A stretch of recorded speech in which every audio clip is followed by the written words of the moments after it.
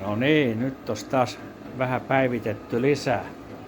Nyt siinä on tuo lämmön talteenottopaikka ja tuolla on pumppu, kiertovesipumppu ja tuossa on tommonen vesipatteri. Ja siellä lämpenee jo aika hyvin siellä. Katsotaan mitä se näyttää lämpötiloja tuolta. Katsotaan tosta.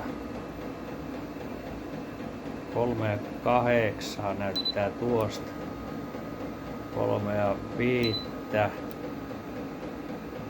Tuon laijasta näyttää 2,5.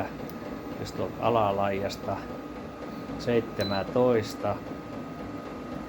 18. 19 näyttää tuolta. Tuolta näyttää 13 tuo lämmön talteenottolaite. Kyllä se aika hyvin ottaa näköjään talteen. Semmonen päivitys.